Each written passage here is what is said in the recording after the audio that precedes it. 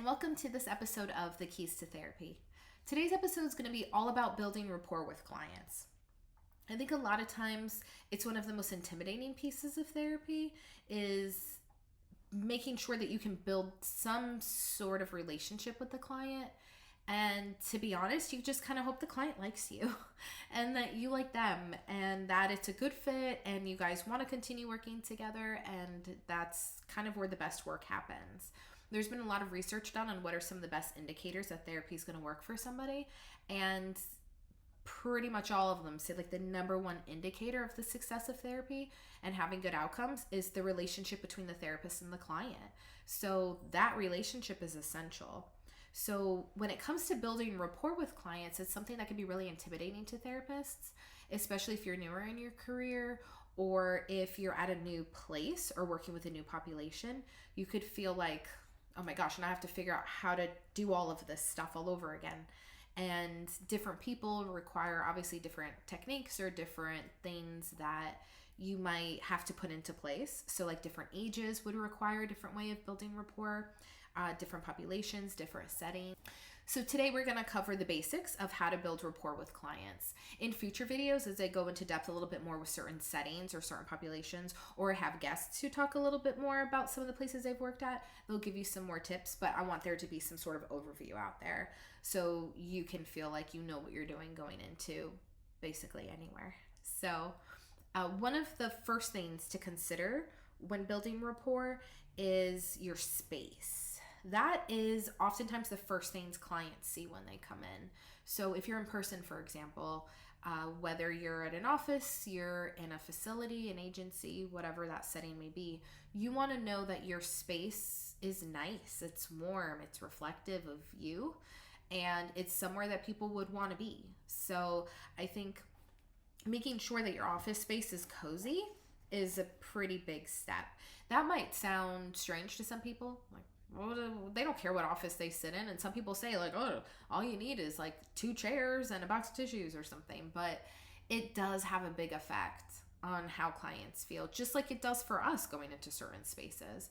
So one thing that really sets therapy apart from other aspects of the medical field is that you can be warmer. I mean, a lot of that stuff is sterile. I'm sure if you think about like a doctor's office or a dentist office or any of that, it tends to be pretty sterile, kind of boring, kind of ugly, a little scarier because it's just like white and gray and maybe a weird beige.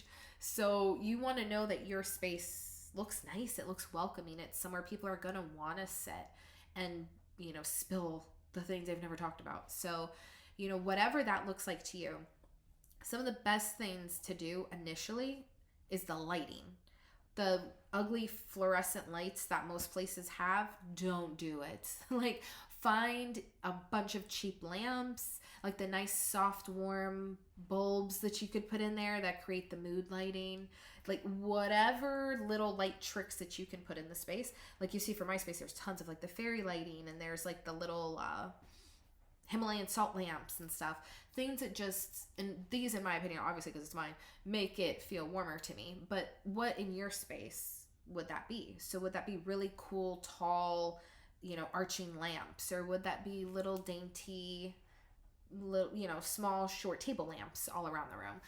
Definitely focus on the lighting, because if they walk in and it's sterile and it's really bright and it's these harsh fluorescent lights, like that's not going to be super welcoming. So make sure that the lighting looks nice. The other piece would be, and I mentioned this in a previous video, how you're dressed. So take in consideration the setting that you're at, who you're working with, and kind of dressed accordingly. So if you're going to be in more of like a community mental health setting, or you're going to be working with kids, teenagers, dress more casually. Make sure it's maybe a little more like business casual, but make sure that you don't look like super intimidating. You're not in there with like the white coat, which obviously we wouldn't have anyway, but you get what I mean. Like you don't want to look super formal, not always like the blazer looking like a lawyer when that's not what we do. So, kind of consider that as well. But when you're doing the assessment, so you grab the client from the waiting room, they walk in, they see the space is nicer, have them sit down. What I always do is explain what's going to happen. For some people, this is their very first experience ever with therapy. and they're scared. Even filling out your paperwork before the session or calling and making the appointment was huge for them. There's a lot of people that's where they stop. I think everybody has had that where they've had no shows. They're like, oh, I wonder what happened to that person. Well, that person probably scared themselves off because it's a really intimidating process for people. So, just understand that like this person may be coming in completely unaware of how this session goes or how therapy works. So smile and seem really kind and friendly and just explain. Like what I say, for example, is, hey, so this first session is kind of tell me your whole life in the next hour. That's the way it goes. So what we're going to do is start with, a little bit about childhood, how you grew up, stuff like that. And then we'll kind of work our way to now. Or if you prefer, we can talk a little bit about what's been going on recently and then work our way back. So which part would you like? Or which technique would you like? So I give them those two options and then I ask, which would you prefer?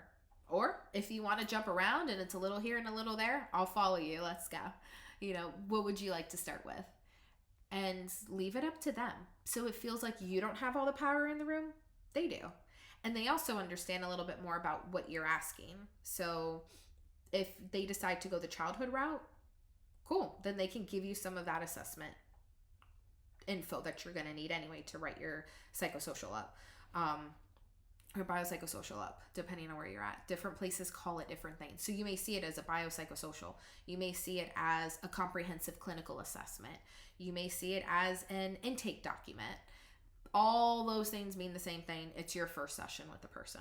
So know that too. Some of that stuff can get a little tricky for therapists who aren't so familiar or they've worked in places where it's been called different things.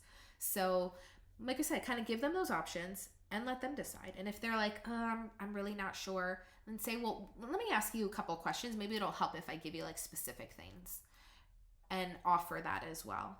So I know that may seem to some people like overwhelming, like, oh, I gave them too many options. But I think for some people, it helps them feel a little bit more in control in the situation. And now they understand more about what it is that you're wanting. And then they're sort of guided a little more through that process. So make sure that you do some version of that. And then, like I said, just be kind, smile, nod, listen to what they're saying. Take notes with what you have to, times and dates and stuff like that. You may even want to preface the intake with, hey, I do this sometimes. I'll say like, hey, there's a lot of info this first session, a lot of like dates and times and names and things that I want to make sure that I get right for when we meet in the future. So you might see me writing some stuff down, and that's really just like little notes here and there so I can make sure that I write down and am understanding everything as accurately as possible. But I won't always take this many notes because I personally don't take notes in any future sessions. Some people do, and that's their thing. But I know that there's a stereotype of therapists being like, and writing stuff down. There's like a million memes out there about like, I said this thing and my therapist started writing faster. What does that mean? So, maybe if you just let them know a little bit about what you're writing or why, that's sometimes helpful too. So they're not sitting there overthinking like, what did I say that was so important? They had to write that down. They know, oh, okay, well, they were writing down the date or the time. It's kind of helpful.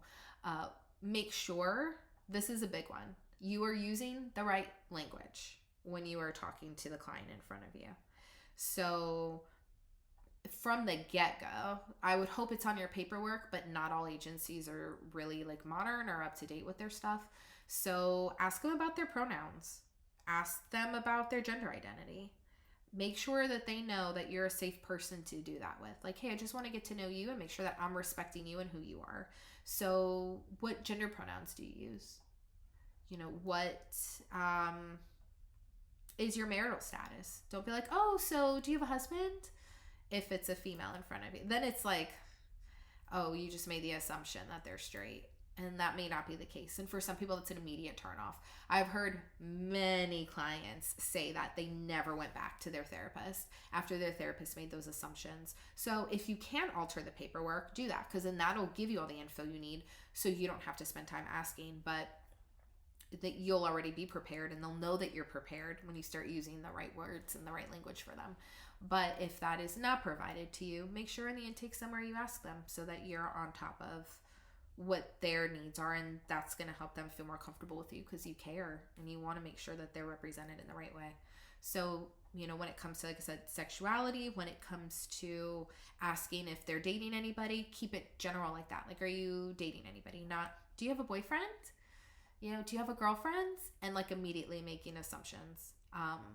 Again, that's a big turnoff for people, and it might make them think you're just closed-minded, and so you really don't want that. So make sure that you're very mindful of that. Same thing with like cultural differences, physical differences. If there's things that come up for you, like say that the client is talking about a religious practice that they have, it's okay to ask questions. I think sometimes therapists, I've noticed this with newer ones, but definitely different stages of the career, depending on who you are as a person. Some people are scared to ask questions because they want to seem like they're the expert in the room and they know what's going on. But we don't know everything about everything. And for some clients, they're going to welcome the questions. So you're not just like, as they're telling you about something that you have no idea what it's about. If it's something that's important to them and they feel the need to reference, or it's something that they identify with, a community they're involved in, a type of music they love, whatever it is, ask a couple questions about it, show interest.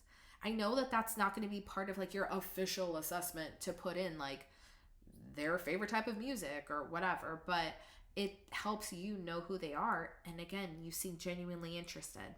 So that is going to build rapport right there too. If you just ask all the formal questions that are on the forms, then what was the point of having them fill those out? Like that's where you're getting data from, sure, but like you need to know more about who this person is as a whole person. So if you study like person-centered therapy in grad school, you'll get what I mean. Like the person in front of you is not just like a collection of symptoms or diagnoses, like they're a whole person. So the more that you know about them, the more successful therapy in general is going to be. So I would say make sure you're approaching every client as a person first, not just sitting there trying really hard to just find the diagnosis. So definitely ask questions. If you're not sure and you're like, oh, tell me a little bit more about that. I've never heard of that. Or, oh, you mentioned your family cooks a lot. Are there any like specific dishes that are really important to you guys or like family traditions? Ask questions like that too. So some of that you will get a lot of data from. Yeah, my whole family's really close. They all cook together. We have for years. And they'll start telling you things that give you more hints as to, oh, this is what their childhood was like. This is what their family's like. They're very close with their family. You can start getting that info that you're going to need anyway. You're just getting it through a means that feels more natural. So ask questions about that type of stuff too. Then I would also say like in that assessment, I know for billing purposes, sometimes for insurance or for when you're doing your note or for the requirements your agency has, they're going to want to know like what's a diagnosis after the first session, which in my opinion is so annoying. It's so dumb. It's not always accurate. Like it's definitely an insurance-based issue that is like, oh, well, we need this code for billing, so let's do this. Like go ahead and after 1 hour of meeting them, put a label on them. I have my own issues with this. Don't like it.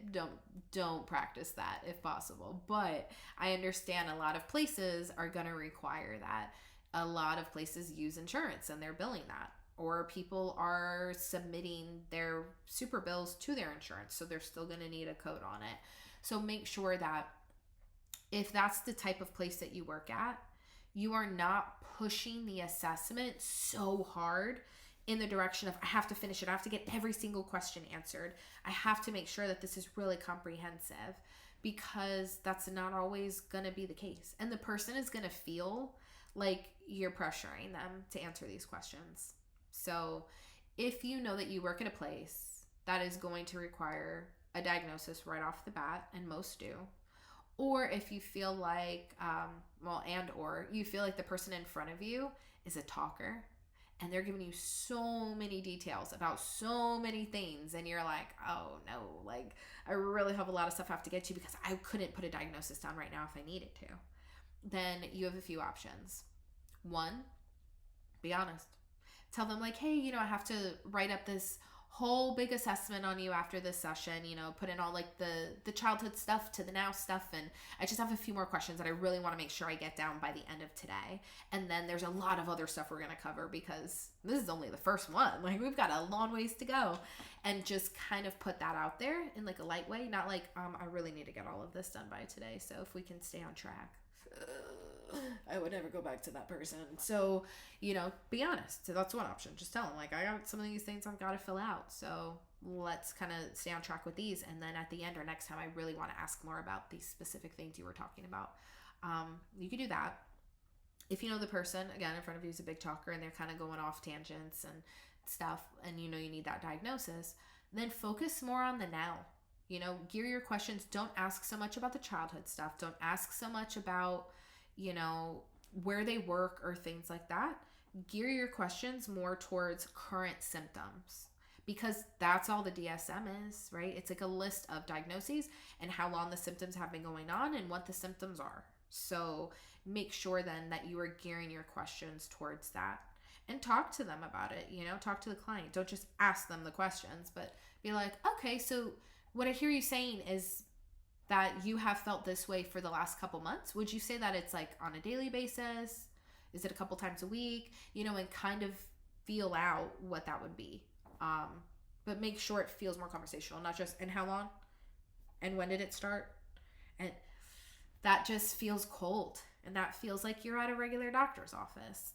And that's not the vibe that you want to go for with a therapy setting. So if like, oh, this isn't going the way I need it to, and I really need that info for diagnostic reasons, then just tell them, like, hey, I really want to focus on the symptoms and what's going on now. I know we said we cover your whole life today, but you've had a life. So let's pick up with the rest of it next time. But I definitely want to know a little bit more about what brought you in today and what's going on.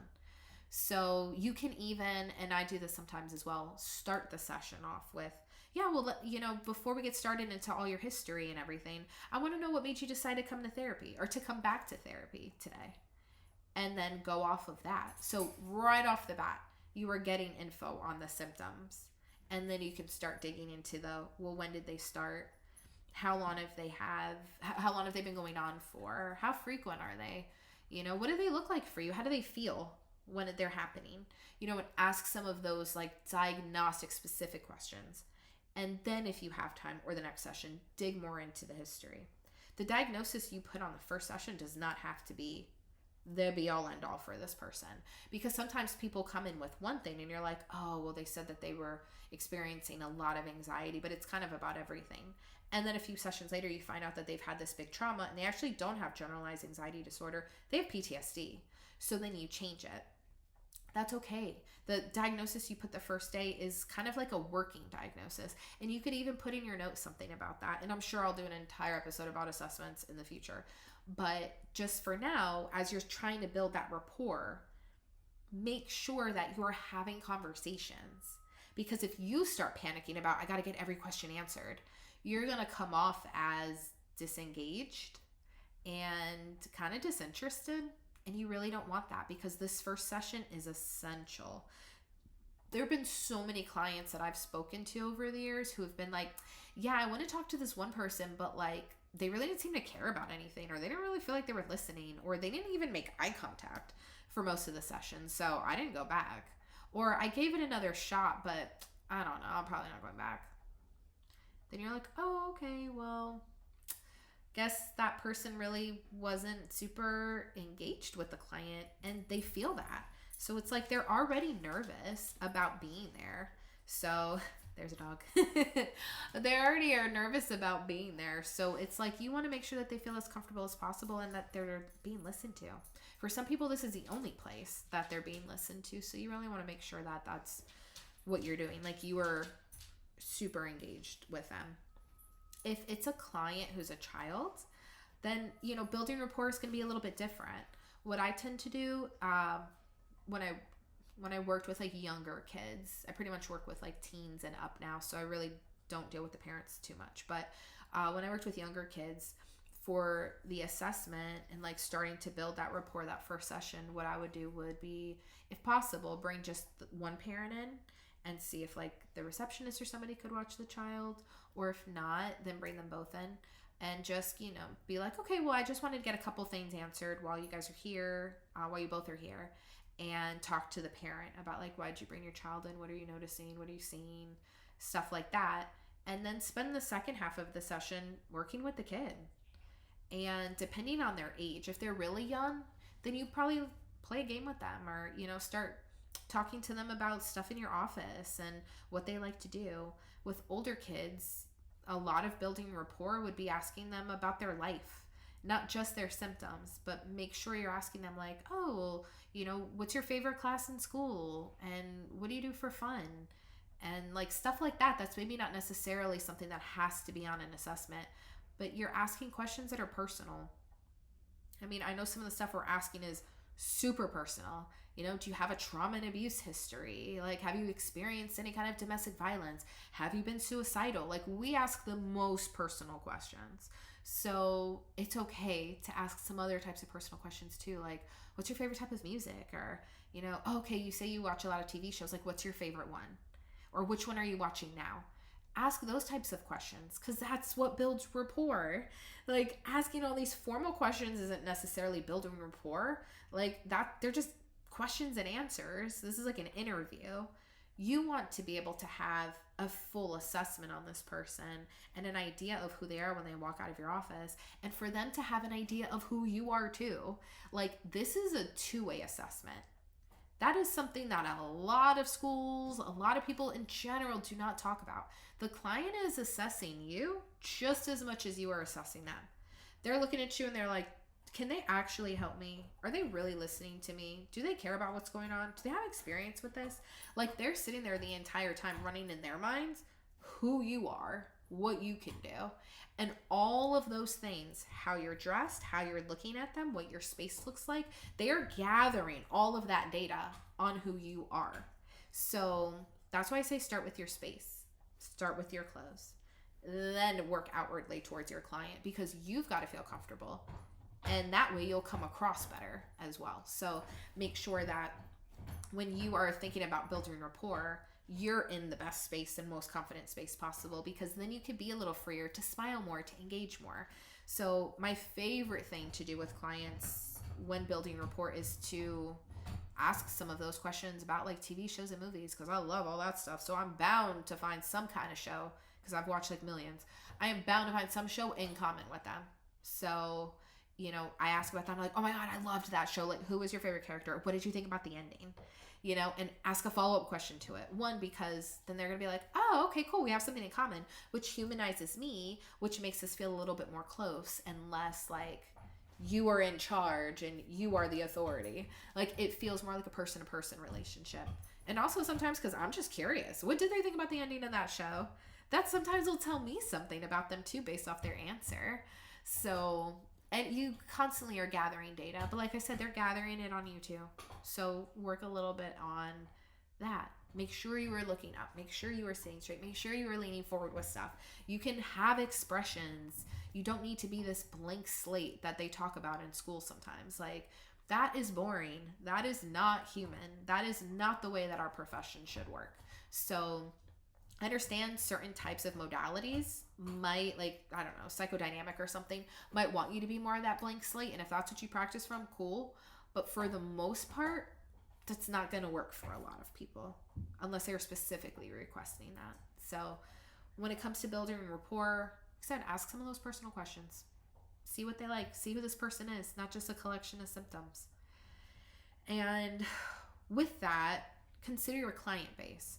Think about who you're working with. So, like I said, if you're working with kids, you're working in community mental health, you're working in a place like an agency that's just not super formal, then make sure that you are kind of matching that same style with how you're talking to the client.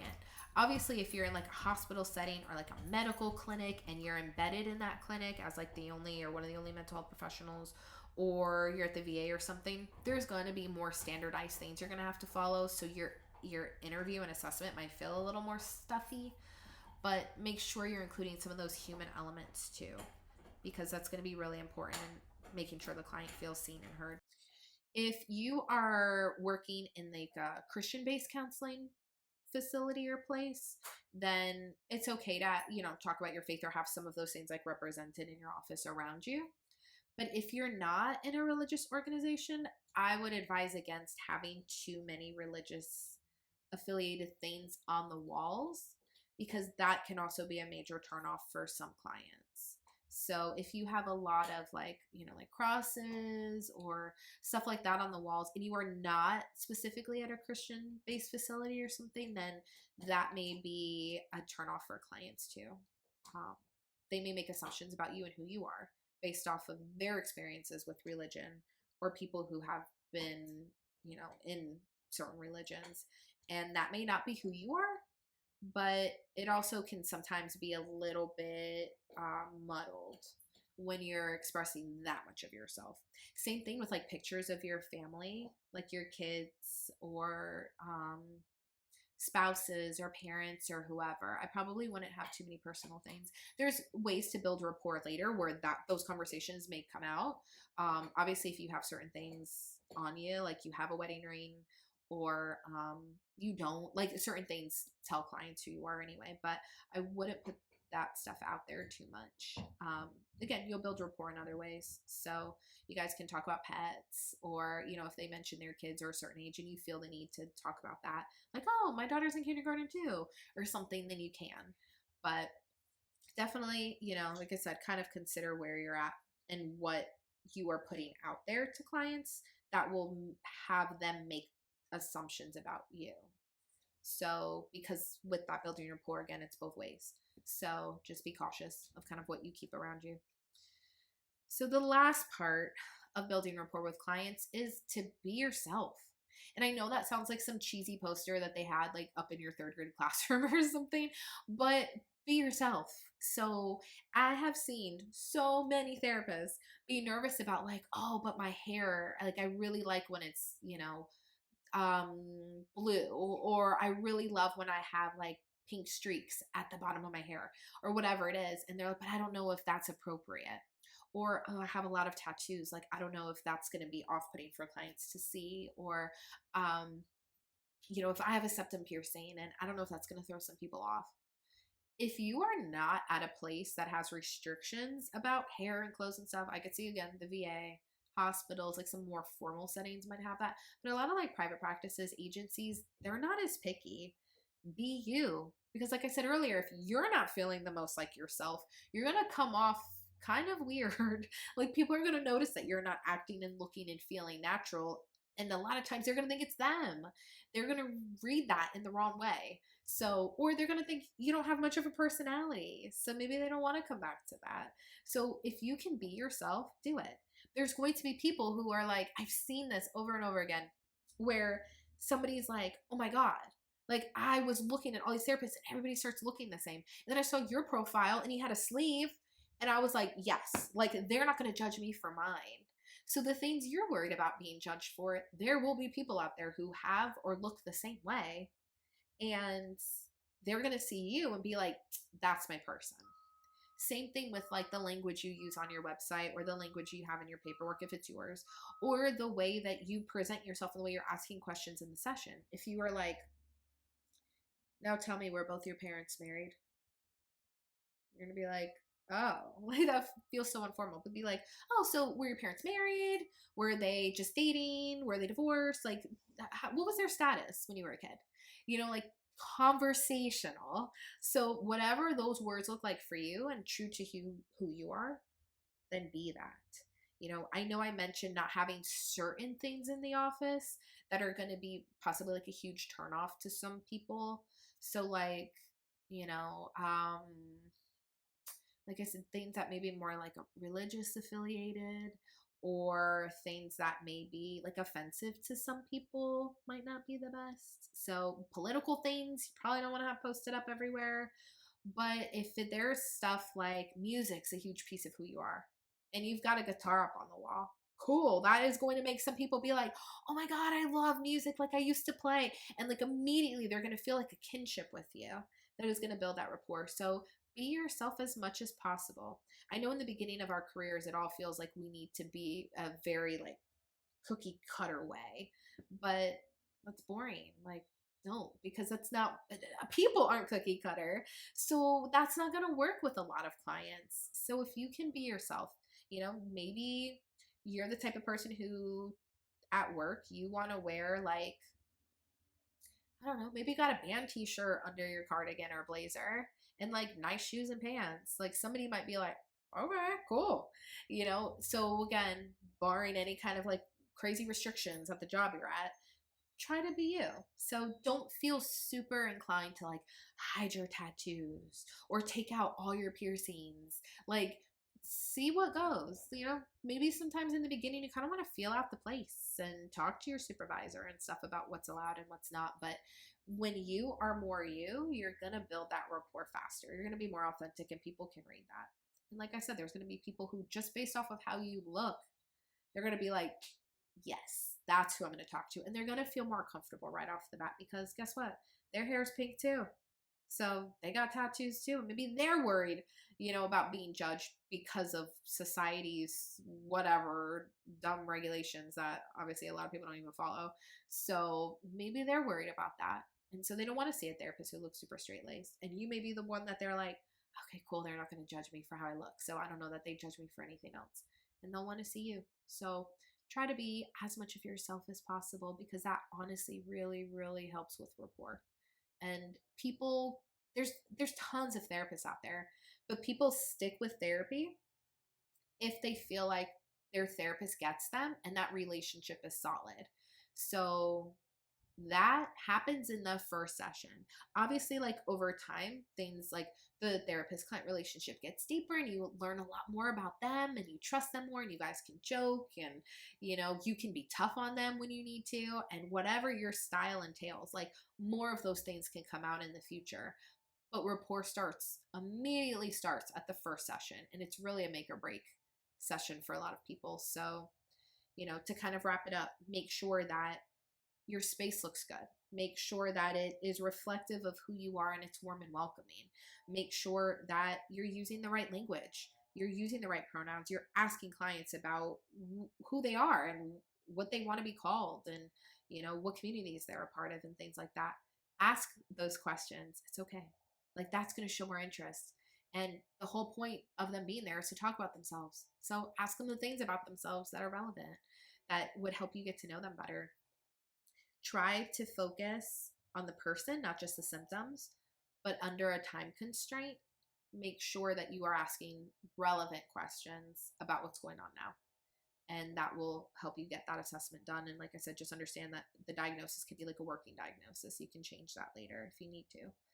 So, yeah, make sure you think about your client base. You are being yourself to the best of your abilities and just kind of go from there.